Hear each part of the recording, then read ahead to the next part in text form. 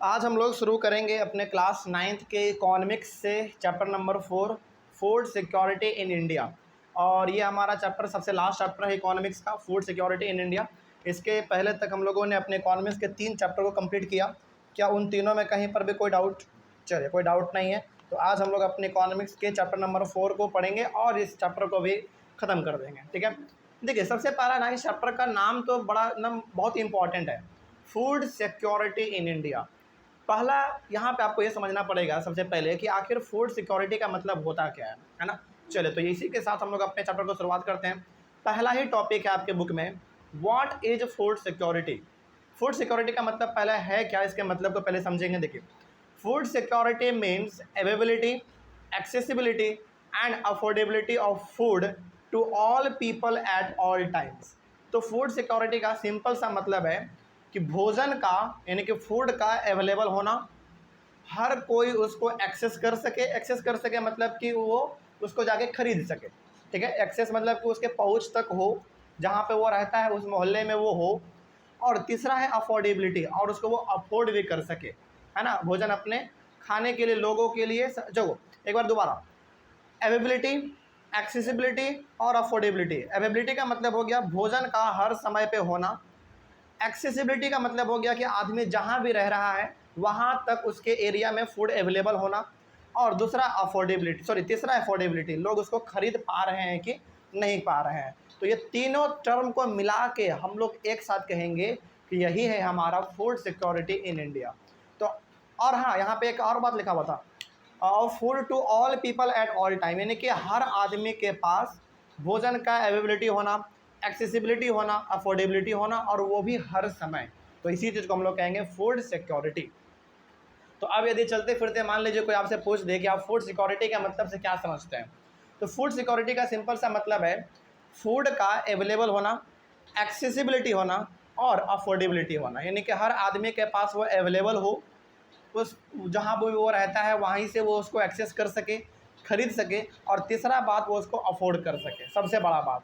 अब मान लीजिए कि भोजन है मार्केट में, मान लीजिए चावल है दुकान में, चावल दाल सब चीज़ है, और आपके बगल में भी है, आप उसको एक्सेस भी कर सकते हैं, लेकिन आपके पास पैसा ही नहीं है, तो क्या आप अफोर्ड कर पाएंगे?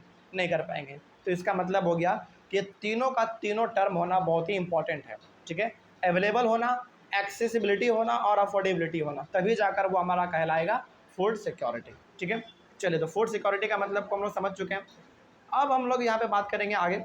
Availability of food means food production with in the country, food imports and the previous years stock stored in government granaries. देखो, अवेलेबिलिटी ऑफ फूड का मतलब क्या होता है? अवेलेबिलिटी ऑफ फूड का मतलब होता है फूड का प्रोडक्शन होना, वो भी आप ही के कंट्री के अंदर, पहला बात। दूसरा बात, यदि आपके यहाँ पे मान लीजिए कि आपके कंट्री में फूड नहीं है, तो कहीं से आप इंपोर्ट कर लो, यानी कि आप अपने कंट्री में फूड का प्रोडक्शन करो या फिर कहीं बाहर से मंगा लो, लेकिन आपके कंट्री में फूड का अवेलेबल होना ज़रूरी है। ठीक है, and the previous years stock stored in government granaries. देखो, ये भी बहुत इंपॉर्टेंट पॉइंट है। अब गवर्नमेंट क्या करती है ना, हमारे भारत में गवर्नमेंट के पास ना बहुत बड़ा गोदाम है, बहुत बड़ा गोडाउन है गवर्नमेंट के पास, गवर्नमेंट ऑफ इंडिया के पास बहुत बड़ा गोडाउन है। उस गोडाउन में वो इतना अनाज भरे हुए है, इतना अनाज भरे हुए है कि हमारे देश में मान लीजिए कि एक साल के लिए यदि भुखमरी भी आ जाए ना, तो गवर्नमेंट उसको कंट्रोल कर लेगी।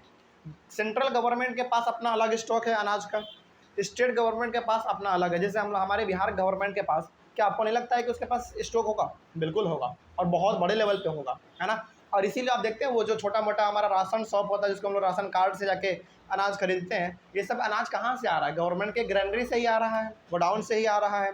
तो और चूँकि हम लोग तो इंडिया में हैं, तो सबसे बड़ा बेनिफिट ये है कि हमारा देश कृषि प्रधान देश रहा है, और आज भी हम लोग अपने इंडिया से अलग अलग कंट्री में बहुत बड़े लेवल पे एक्सपोर्ट करते हैं, मतलब कि दूसरे को देते हैं हम लोग। जैसे अभी फ़िलहाल में हमको यहाँ पे एक केस याद आ गया, न्यूज़ में आया था। अफ़गानिस्तान में अभी कुछ महीने पहले अफ़गानिस्तान में कुछ महीने पहले अनाज का बहुत किल्लत था, बहुत कमी। और जबकि अफ़गानिस्तान से इंडिया का उतना अच्छा रिलेशन भी नहीं है, इसके बावजूद भी इंडियन गवर्नमेंट ने जाके उसको सपोर्ट किया, अनाज उसको भेजा, तो उन लोगों ने थैंक यू कहा बदले में। ठीक है, चलो, तो यही चीज़ यहाँ पे है। तो यहाँ पे कहा गया था कि फूड का आपके कंट्री के अंदर ही प्रोडक्शन होना, या फिर नहीं है तो कहीं से आप इंपोर्ट कर लीजिए, या फिर आपके गवर्नमेंट के ग्रेनरीज में जो अनाज रखे हुए हैं, ये सब का सब हमको क्या बताता है, अवेलेबिलिटी ऑफ फूड बताता है। ठीक है, आगे accessibility of food means food is with in reach of every person. Accessibility का मतलब है कि हर आदमी के पहुंच तक हो, मतलब कि मान लीजिए हम रह रहे हैं बहुत दूर गांव एरिया में और वहां पे अनाज का एक भी दुकान ही नहीं है, तो फिर क्या फ़ायदा मेरा वहां पे रहने का। तो एक्सेसिबिलिटी का मतलब होता है कि आदमी के नज़दीक हो दुकान, वहां पे जाके वो खरीद सके। ठीक है, आगे affordability of food means an individual has enough money to buy sufficient safe and nutritious food. Affordability का मतलब है कि आदमी के पास कम से कम इतना पैसा जरूर हो कि वो अनाज को अपना खरीद सके, खा सके और अपना एक हेल्दी लाइफ स्पेंड कर सके। कोई दिक्कत इसमें? तो अब इन तीनों के मतलब को आपने समझ भी लिया। अवेलेबिलिटी का मतलब क्या होता है, एक्सेसिबिलिटी का मतलब क्या होता है और अफोर्डेबिलिटी का मतलब क्या होता है, और इन तीनों को आप एक साथ कंबाइन कर दो, वही हो गया हमारा फूड सिक्योरिटी। ठीक है, और हम लोग चूंकि बात कर रहे हैं इंडिया के बारे में, तो पूरा नाम हो गया इसका फूड सिक्योरिटी इन इंडिया। ठीक है, आगे बढ़ते हैं। 10 food security is insured in a country only if. तो अब यहाँ पे कोई पूछा जाए कि फूड सिक्योरिटी किसी भी कंट्री में कब हमारा फुलफिल हो सकता है, कब होगा? देखो, enough food is available for all the person, यानी कि हर इंसान के लिए कम से कम उतना भोजन तो जरूर हो जितना कि उसको खाने के लिए चाहिए। ठीक है, पहला बात। दूसरा बात, there is no barrier on access to food, किसी प्रकार का कोई बाधा ना हो। जैसे मान लीजिए कि हमको ना 10 किलोमीटर पैदल जाके अनाज को खरीद के लेके आना पड़ रहा है, घर फिर बना रहे हैं, तो क्या फिर फ़ायदा भाई? वैसे देश में रहने से फिर क्या फ़ायदा? लेकिन आज हमारे भारत में ऐसा कोई जगह बचा नहीं है जहाँ पे आप रह रहे हैं और वहाँ पे कोई दुकान ही ना हो। बिल्कुल दुकान है हमारा, वहाँ से हम लोग इसको एक्सेस कर सकते हैं।